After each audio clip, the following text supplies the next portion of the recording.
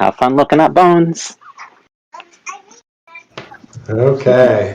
I guess I'll get started. Hi, everyone. I'm Graven. I've been kind of hanging around the Gitcoin community, mostly as a lurker, for probably about a year, but Lynn convinced me to step outside of my comfort zone and mod today. I was drawn to Gitcoin as a grantee, and how amazing it is to feel the support of a community and be able to build something open source without a business model, and just see the impact and feel the impact firsthand. So I've become obsessed with public goods, but my background is in economics and more on the business side. And one of the other communities I've really got involved with is the Radical Exchange community.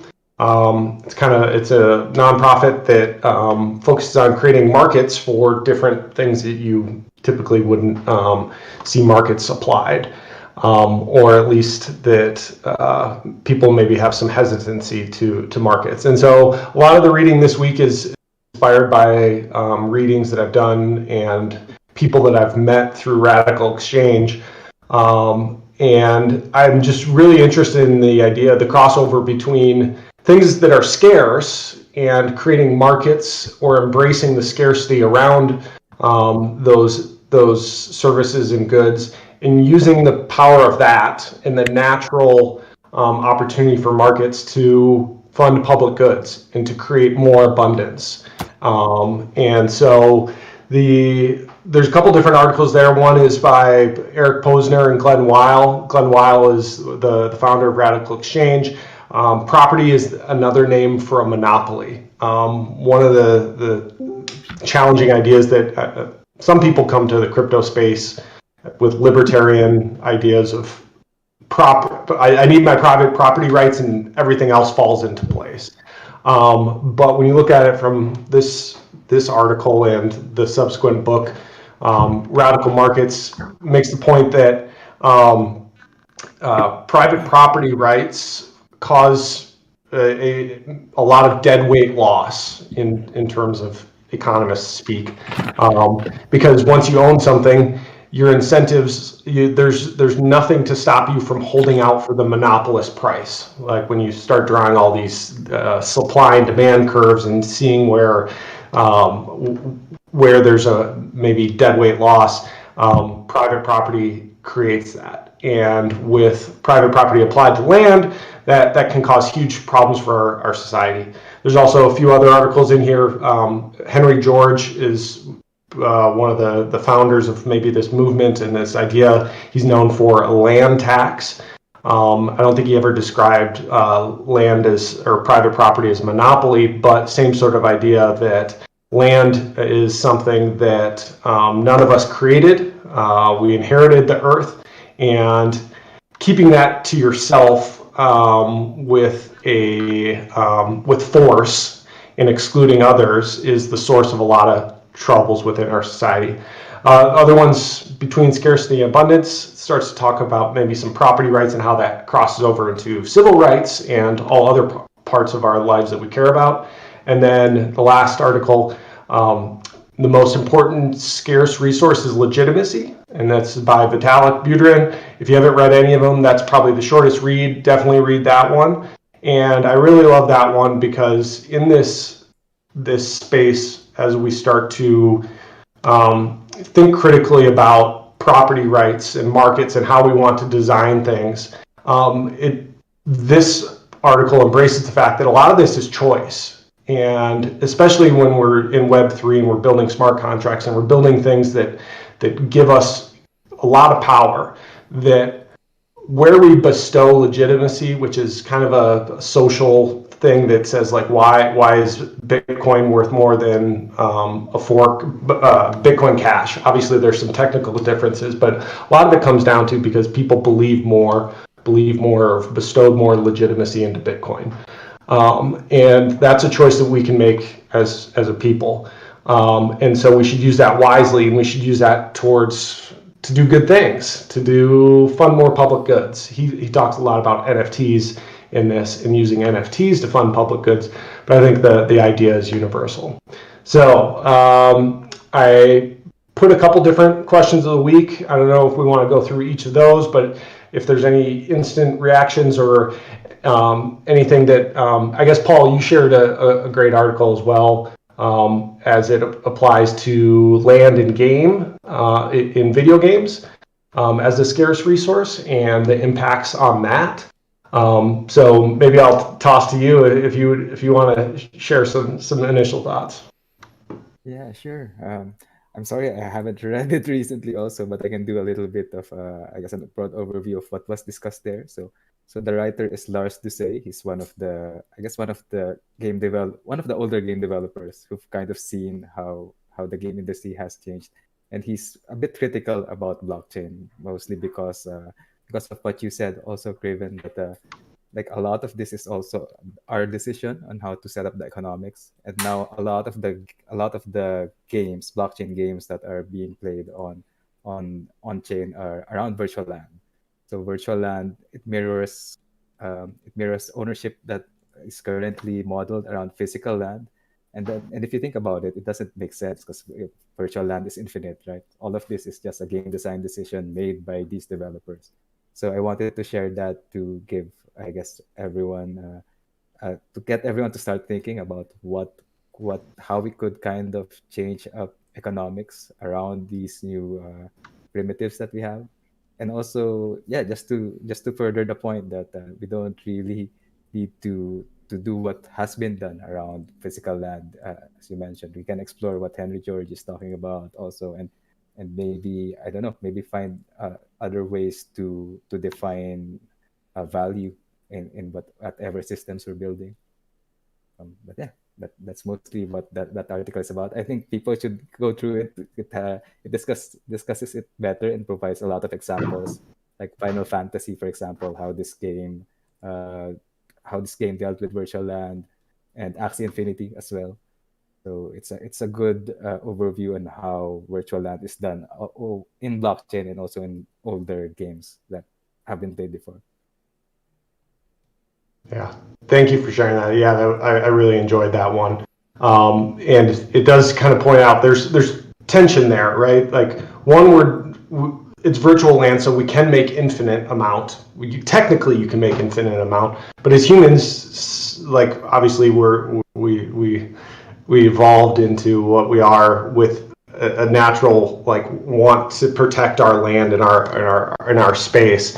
And then there's also things like, I mean, discoverability and like just the natural gravity of places with like water or different types of features. So even if we were to create unlimited virtual land, there's probably still would be some tension to coalesce around hubs or in different places. And so that's a really interesting, like, is that something that you can balance? Can you, he does talk a little bit about that, like being basically a digital nomad in games. You don't have to have a home, but you could have one just because it's nice. And using that desire to want something that isn't necessarily 100% necessary for the game mechanics, can you then use that desire for that scarce asset to do good things for like the public goods within that, or maybe that's your funding model, your revenue model within the game.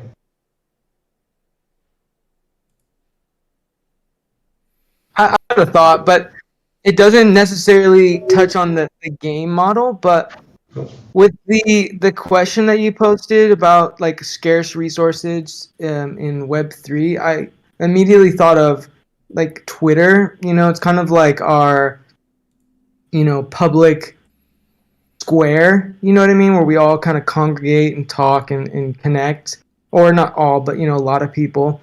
And it's not necessarily a public good, but it would be cool to think of a situation where that could be a possibility.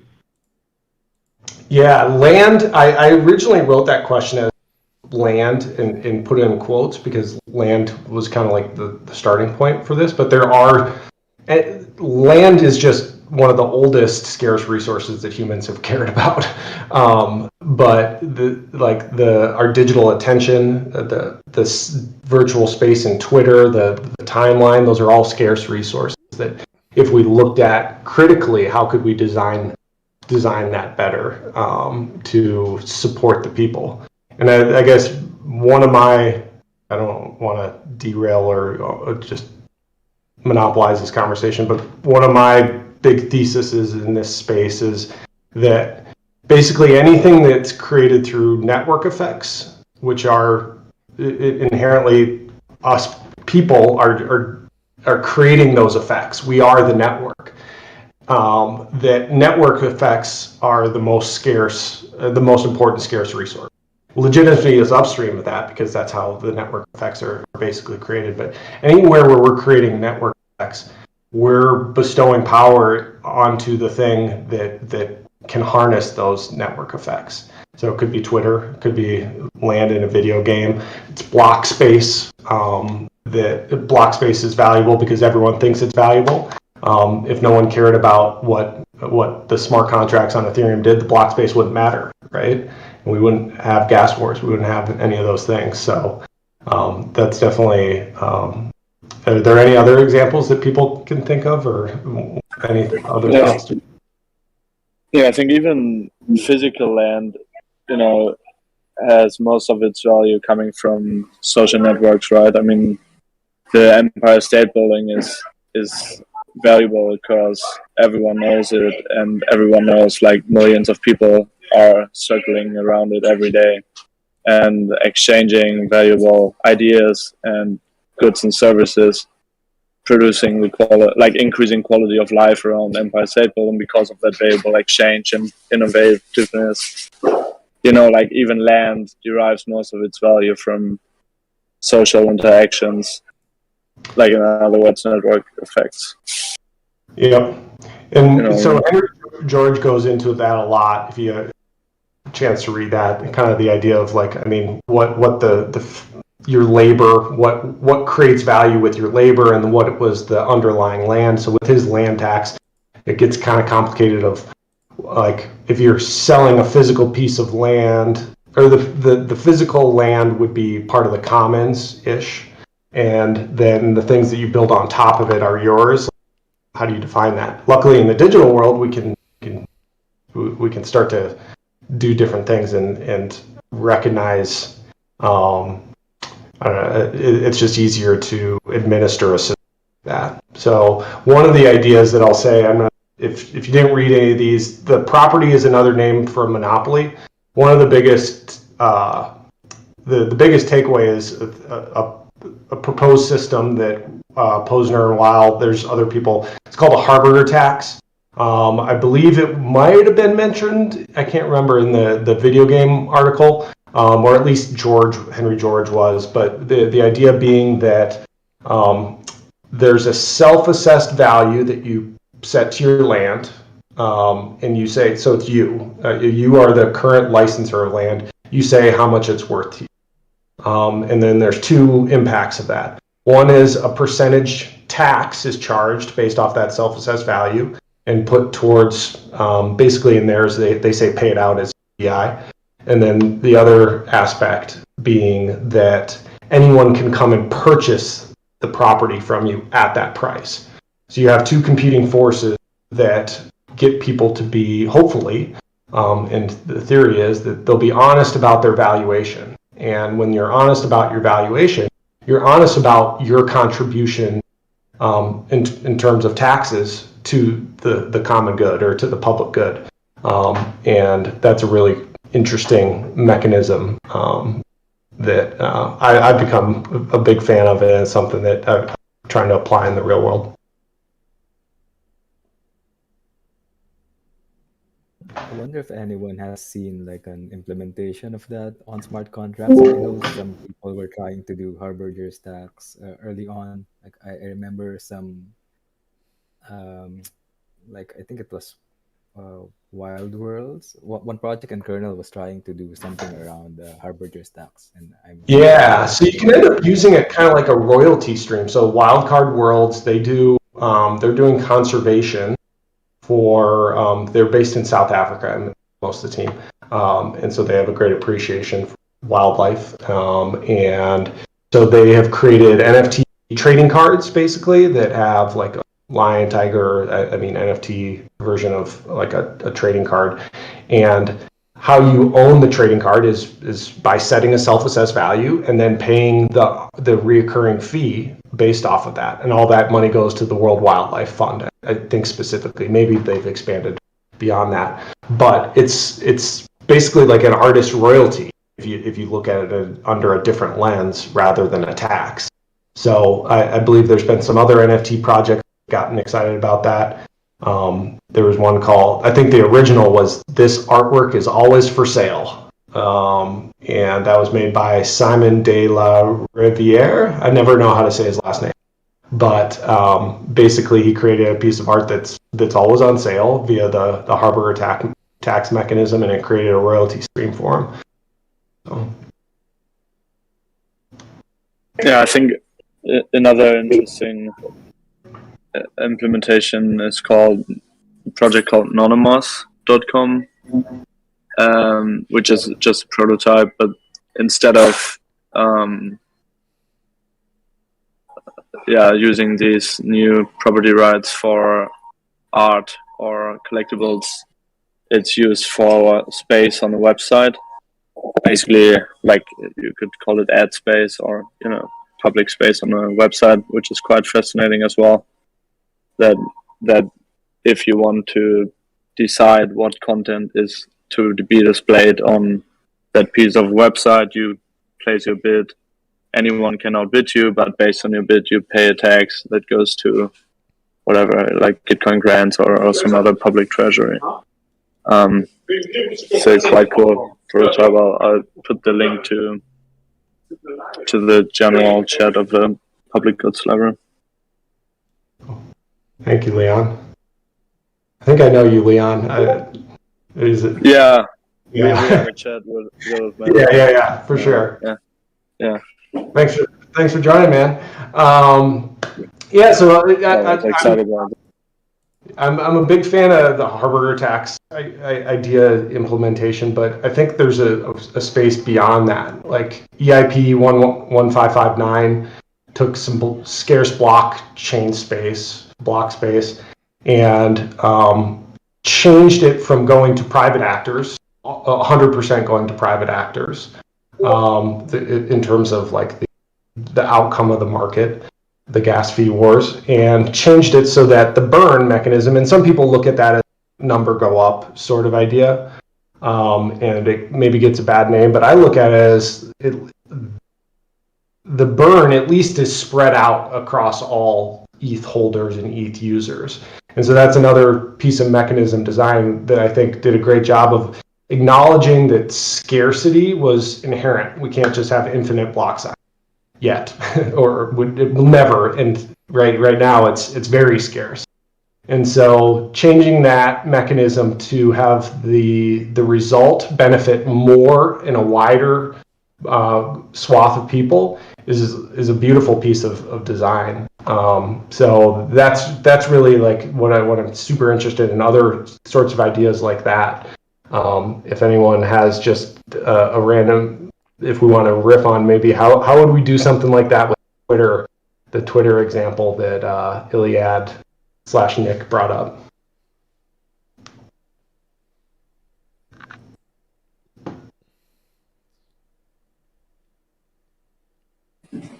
I think it might be interesting to use this, harbor tax, auction tax mechanism to regulate Twitter ads and or like highlighted pieces on the website.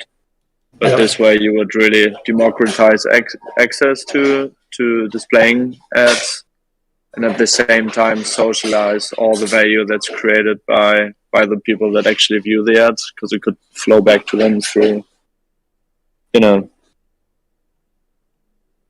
either directly or through some other like public goods redistribution thing, like Yeah, so that'd probably be within decentralized Twitter, everyone always talks about decentralized social media, the idea of still embracing that it could be an ad model, but at least the ad model directs the funds back towards the people that are giving up their scarce attention. Exactly. Yeah. Any other ideas? Anyone can speak up, or if you just anything random from the conversation or readings that comes to mind. This definitely just free flowing. This isn't supposed to be super structured. So.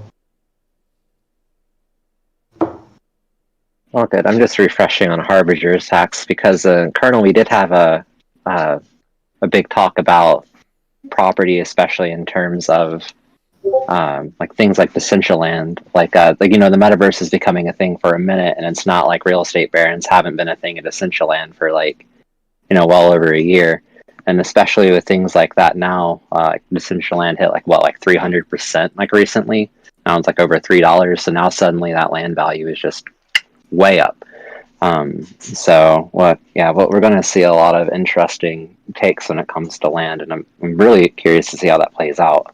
Especially with the metaverse gaining a whole lot of steam recently due to no particular reason. But yeah, for sure, that's a great. I'll riff off of that with. I mean, speculation obviously in the crypto space is huge. Sometimes it's necessary, and sometimes it can be very harmful. Again, back to Paul's article about the video games, about basically squeezing out speculators and squatters, people that just buy land and sit there, squeezing out the fun of the game or any utility, because they just sit there and they're expecting to make a bunch of money. So it's always a fine balance. I see it as like where we need to embrace speculation to get us over the hump, to build new technologies and great things, and where it spins out of control and it squeezes out any tether to utility and the real purpose. So I'll bring up a couple examples. Obviously, Gitcoin does a great job way. And they have these Gitcoin. They did the Gitcoin PFPs or bot PFPs. They now have some action figures that are on another piece of cool mechanism design. Where do you guys have any examples where like maybe speculation on a public good has gone awry, or maybe where it's worked?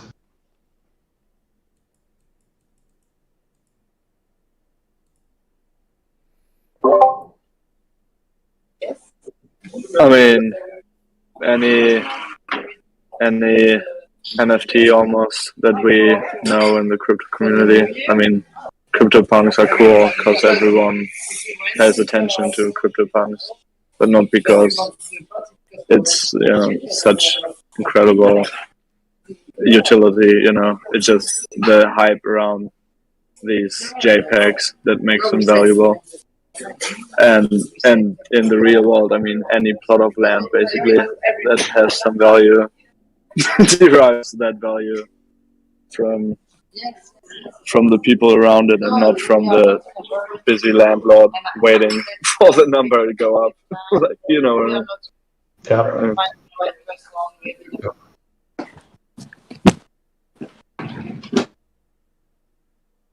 I can think of two things where speculation kind of hasn't really had much of a negative effect, but it's mostly just because it's charitable impacts and less like direct public goods building. But it's in regards to NFTs, because two things I can think of off the top of my head are Bastard Ganpunks. They have a charitable goods built into smart contracts. So a couple months ago, they did a huge sell, which drove, I think, a lot of proceeds to the Giving Block, if I'm not mistaken. And then within the Olympus style community, Jaws has recently been trying to start something called FriendDAO, or the FriendDAO, or whatever. It started off of a random NFT where he was going to donate everything to some random charities decided by the people who bought the NFT. But it's grown into something where now they're looking to take the funds from that get some staked ohm and then use the proceeds from the yield generated from the stake ohm every so often and just do charitable goods, like charitable donations, indefinitely off of that yield, since like even once Olympus, APY goes down, it'll still be high. So they're just looking to do perpetual charitable donations as a DAO at that point. So using infinite yield given, by people. So it's a pretty interesting concept, one that I've been trying to think on myself, because there's so many ways that we could use treasuries in general. There's a lot of wasted liquidity sitting in treasuries right now. Yeah. So could you repeat again what the company or the DAO that you mentioned that using stake ohm? I couldn't really catch it. Was it Friend DAO or something? Yeah. It's a tiny little offshoot from a community member within Olympus DAO. It's the Friend DAO. The Friend DAO. FREN. Okay, sounds cool. Yeah, but yeah, they have I think a bunch of these little Griffin NFTs that are pretty cute that they were selling off for a moment with whitelisting through neat community interactions. But yeah, it's just a neat thing to see go on when it comes to funding public goods. And I know Optimism has retroactive public goods funding that they're looking to go up to. So there's a few things. Retroactive public goods, I think, will be one of the biggest things to do. Actually set up ways for grants and things like that to go pushed back retroactively once things have their impact and once they're built. So that's something I'm more excited about.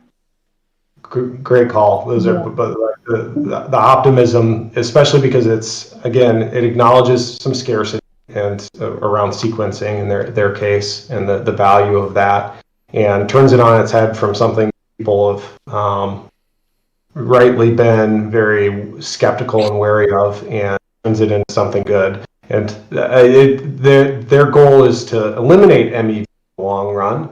But for now, this is a sustainable and ongoing effort. That's really mentioned Friend DAO, having something that's sustainable, that's not just a one-time, here's the F to about it, then you're back trying to raise money again a couple months from now. So those sustainable funding models. Has anyone else looked into retroactive public? Just have any excitement or some ideas around that, the impacts?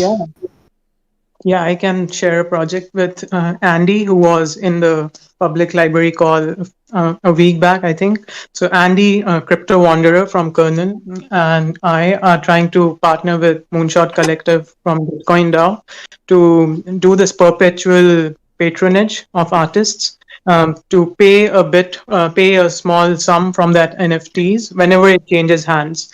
So an NFT doesn't live from one owner to the other. In the crypto world, whenever any NFT collector flips NFTs or sells it to other people, that activity of sharing should be reflected to the artist themselves. So if it's encoded in the contract that whenever the NFT changes hands, some bit of the proceeds goes to the artist again and again, that is a reflection of how popular that NFT is, and it basically patronizes the artist for a long time. So it retroactively funds them, even though they have created the artwork, and it's paying them back even years after they have published. So yeah, we are working with Gitcoin on that and modifying Tip Party to do that. So I'm very excited for that one. Yeah, I've never thought of retroactive funding, but it is. I mean, you did the work and then you're recognized later. So I like that. That's been very cool. The thing that gets me most excited about retroactive public goods funding coming from a third party is how it can change the incentive. Even if you don't end up getting the thing, you don't end up getting the grant, the retroactive public goods funding can still be successful in changing the incentives. It's just like every startup founder doesn't get an exit, doesn't get their big liquidity event. The promise or the even the potential of it is appealing for a lot of people. And while public goods and the type of people that are probably into building that aren't as focused on like an exit like that, people still got to feed their families and attract investors potentially are just financially driven. And so the potential of an exit and normalizing that public goods founders can get paid, or in people that believe in them, invest in them, can get paid, I think is a huge unlock for the space going forward.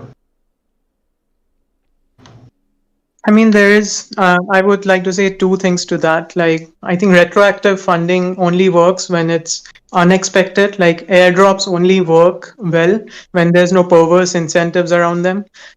Like, if someone announces an airdrop, then all sorts of people sign up for that airdrop.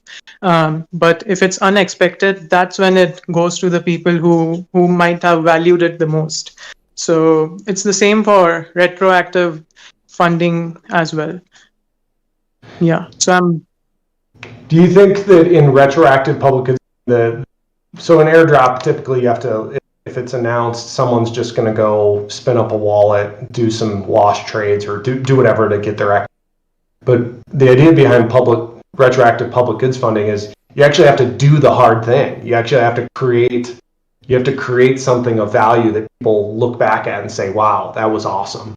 So do you think that the unexpected nature on that is a necessary element to still get the right incentive in place? I think that definitely solves it a bit. When you have some proof of hard work encoded in the funding model itself, it works. And it's not something new, like the Web 2 world or the traditional world retroactively funds people who were owners of that company in the forms of stocks. Like even if you left the company, but you had equity in the company, you can hold stocks and sell it over the years. And that's basically your way of getting retroactively funded when the value of the company goes up or down, even after you have left it. So we know that model works, and I think, like Selena said, it's going to be exciting in the crypto world. Yeah.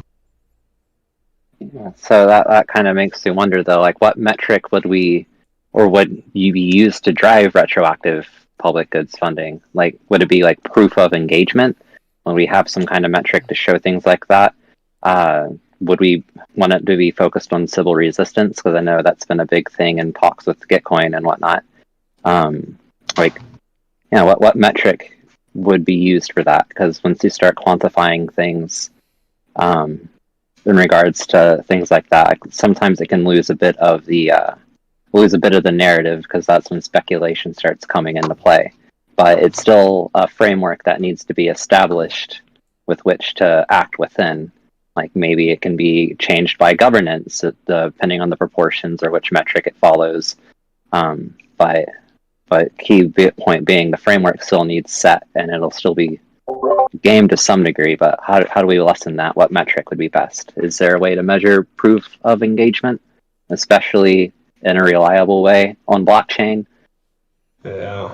I'm curious if it could be like community validated, like if especially if it's regarding engagement in a community or proof of engagement or participation, that if like 2 or 3 members, depending on how many members there are in the community to begin with, like if multiple members, like 2 or 3 confirm or affirm, let's say, participation of that member and vote, they sign and vote that they've been present and participating, that could be significant enough to prove their participation. Yeah, the locals typically have more information and better view, right? Over and over. I'll try to bounce back and forth, but Optimism has badge holders. So their badge holders are the ones that are voting on the first allocation, and they have like a constitution or like some rules around it. They acknowledge that there could be collusion or self-dealing and all that, and they try to outline it, but they selected some badge holders that are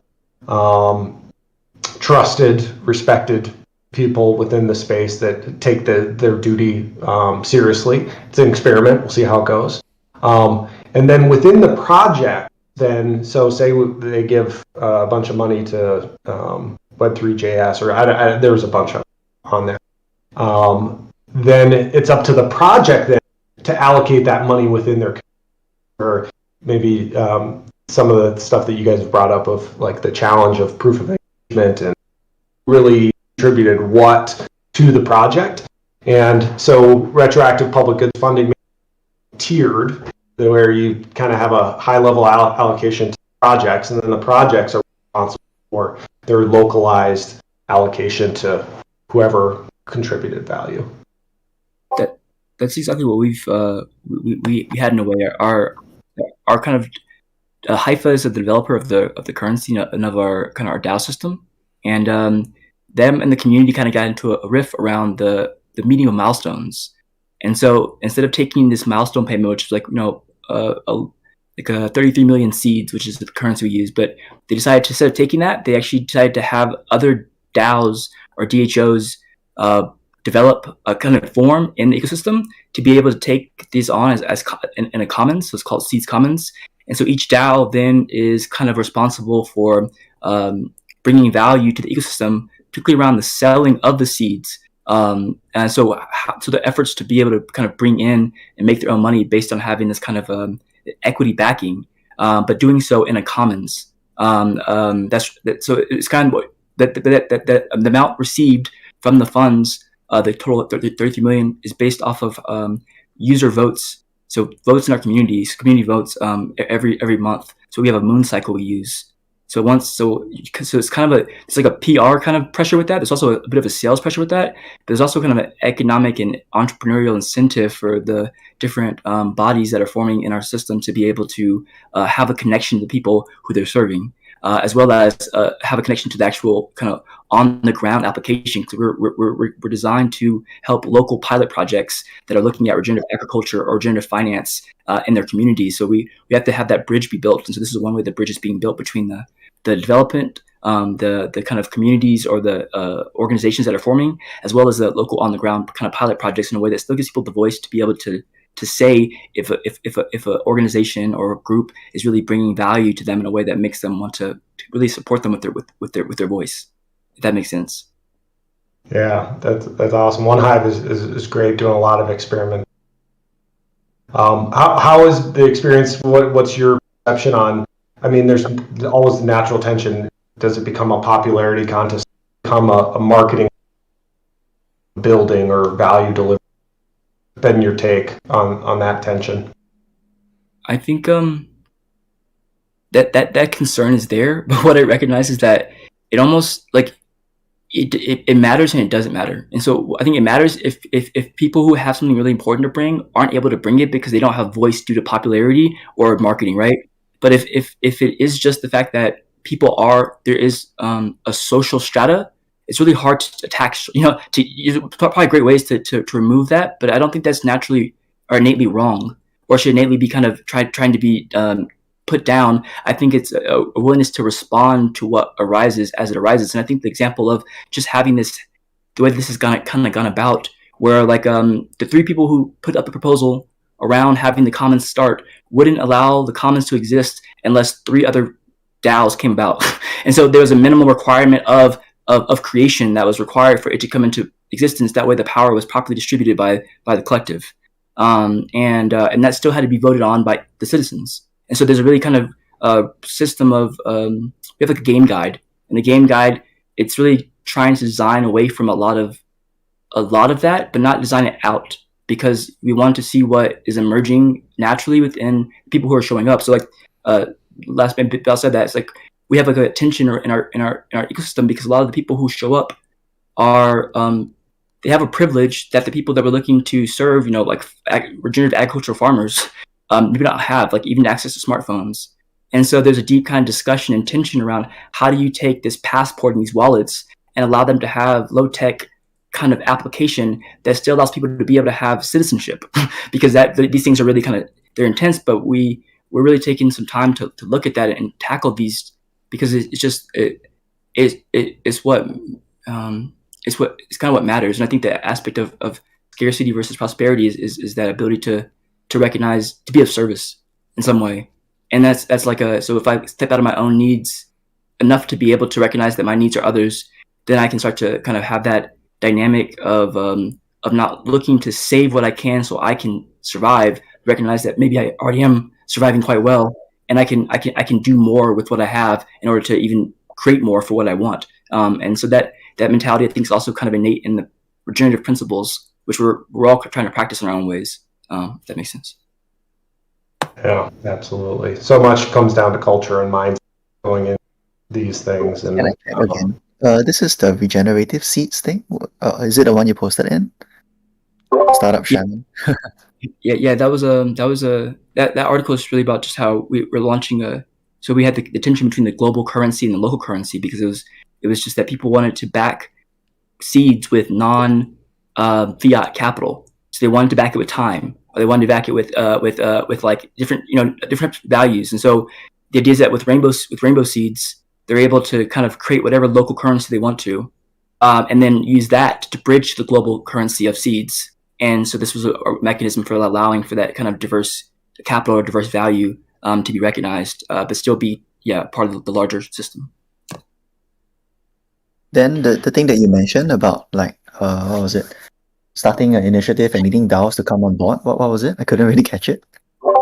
Yeah, that was the Commons. So we have it's just called yeah. So it's a way for people to build up these kind of public good public good DHOs or DAOs, and do so knowing they we're going to have access to I guess for global currency liquidity that they could use then to be able to build that up at a local scale with the rainbow seeds, as an example. Okay, that was very complex. Okay. Yeah. I'm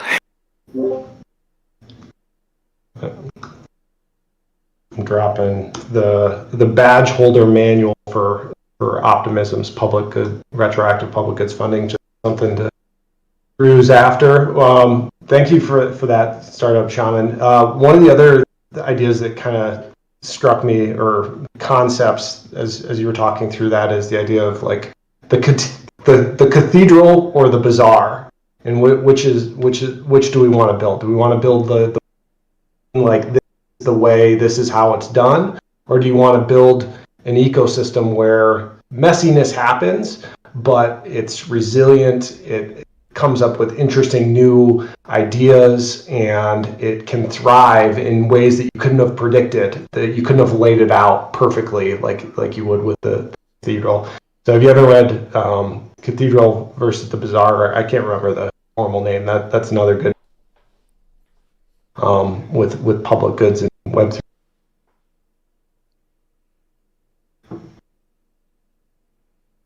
All right. This is a total open-ended question, but one of the things that I've struggled with as I've thought through design and trying to build market or build better systems is everything too often boils down to just economics as the solution, or like a financial market. Does anyone have any examples of allocation of, maybe even with some of the stuff that Startup Shaman said, using like time or effort, different ways to allocate scarce goods other than just like a pure number based market?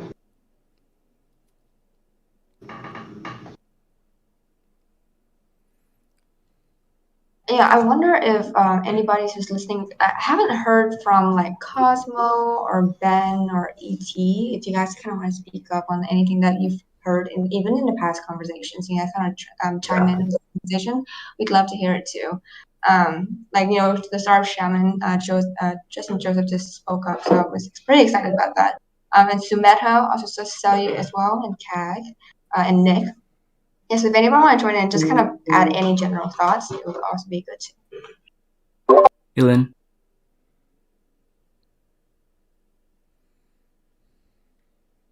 Yeah, I don't have anything to add, but I really did love what you said, Startup Shaman. That was a lot of food for thought. I definitely want to check out your rainbow seeds. So I would love to hear what everyone else thinks about it.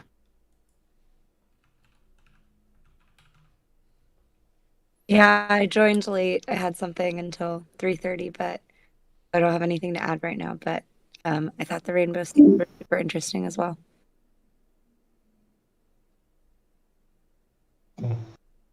Henry, any thoughts? I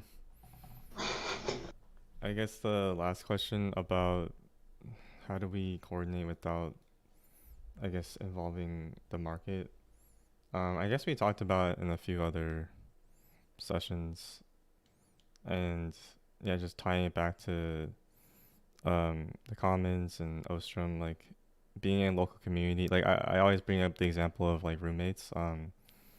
You know, someone has to wash the dishes or take out the trash. You don't have to have a market to decide who's going to do it, or you know, some third party government to like tell you how to do that.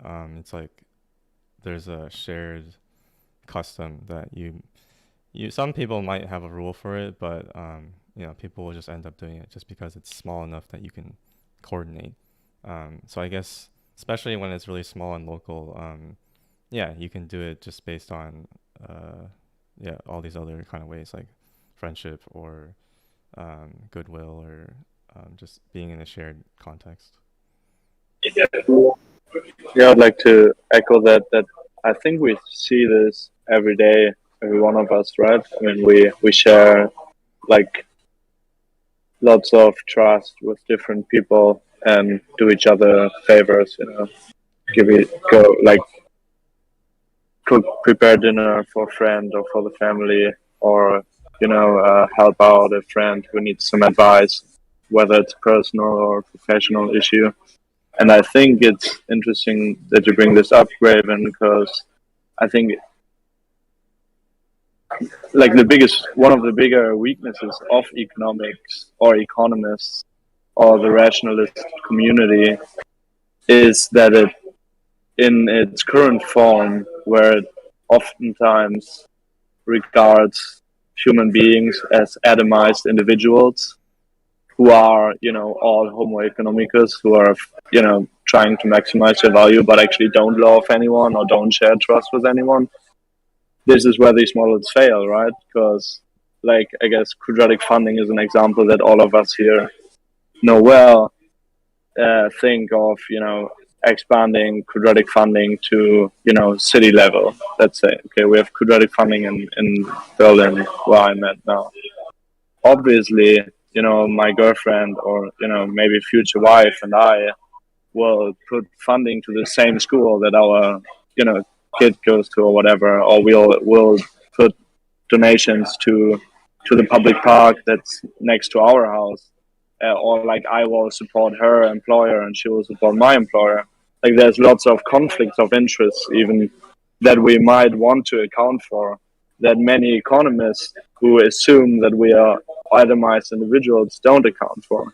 So actually, you know, we have all these like informal trust relationships that ideally we could account for somehow, like consider in Gitcoin grants. You know, one idea that's sort of circling around is that you could, like just in my head, not on in forums, but basically that you could observe, you know, some like past contribution behaviors of people, you know, and if you see, okay, this person is contributing to Austin Griffiths for the 100th time in the last 100 quarters, we don't give that contribution the same match as compared to a new person giving their first contribution to Austin Griffith.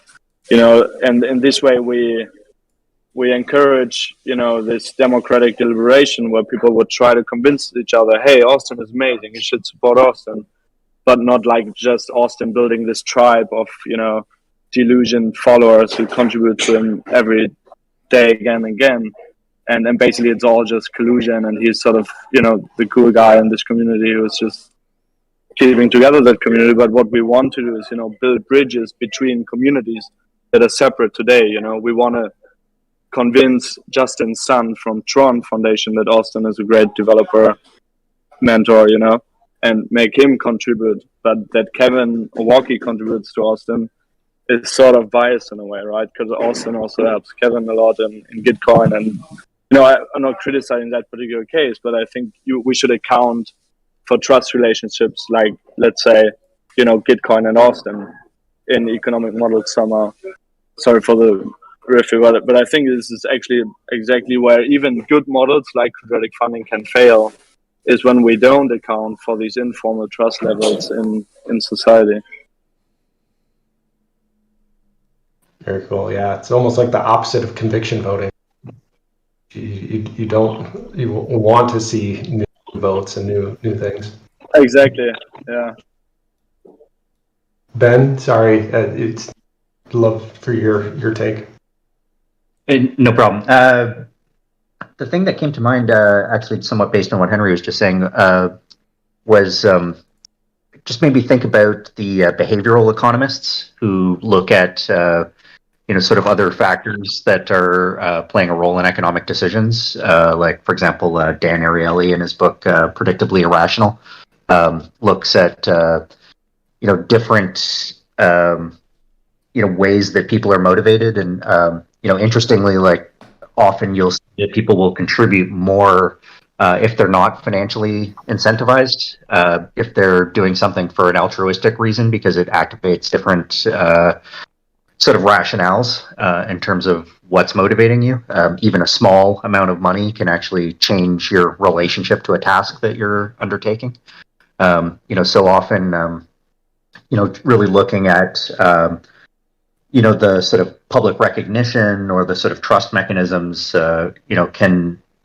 can really play a role in sort of how we structure our organizations or our incentive systems. And I'm not sure where I'm going with this exactly, but I think there's something valuable in that sort of approach at looking at what truly motivates people. And if we're sort of talking about building markets, I think the behavioral economists have really added a lot of context to sort of analyzing what's actually happening inside of markets, at the human level.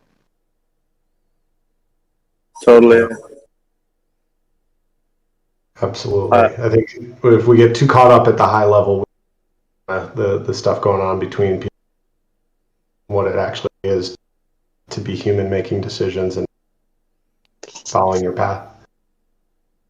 Go ahead. Yeah, and that is why I think Graven's original question was interesting. Like, do you design a cathedral or a bazaar first? So I think it can't be a binary choice. It can't be mutually exclusive. Like, Ethereum at least showed us that you can build both. Like, release the cathedral as a white paper and start building it, then release the tokens, like build the markets and the bazaar, and then both can go hand in hand. So yeah, I think crypto has shown us the middle path in which we can build both and fairly succeed. For sure. I'm quite curious, right? Because it seems that we do have a fair amount of experiences, like interacting with like social causes, for example, or charities, or have done volunteer work or climate-related work. And I'm thinking maybe one suggestion for like the public library moving forward, right? We could probably bring out some of these different experiences that I really want to hear. Because I think, hearing like, Startup Shaman or like some of your own experiences running like open source projects, right? Like, I think that's one way of looking at it, because I think we have reached like a asymptote. Basically, that I think the core tenets of economics, right? Which is like, as you mentioned, people are rational. No. People don't trust each other. Not really. Why would I be here, right? So these are all different tenets that we have used to build up an entire society of untrustworthy people, but we seem to be governed by elites that trust each other a lot. So there is this paradox, right? But we are sort of creating a rebellion or some sort of alternative method to try and resolve this. And I think maybe we could talk a bit more about it, less from a theory perspective, because I think we're actually solving some of these problems like in our day-to-day jobs or their day-to-day lives. Yeah, and it's really interesting because talking to each of you, right, I realized that everybody has already solved some of these problems in our own way. And it is all both locally applicable, but globally shareable or learnable. And I think it's something interesting as a general point of note, because I take a lot of the minutes, right? So I remember everything you guys say. Yeah, that's a point. Absolutely. Like, I love the number of projects that were named in this call. Like, I think this was the highest names per call that we ever got. Great. Well, we are at. We haven't. Go ahead. Sorry, I was just gonna say we haven't heard too much about GeoWeb though. I would love to give Graven a chance to present your work there too. We've been talking about so many projects, but not about yours.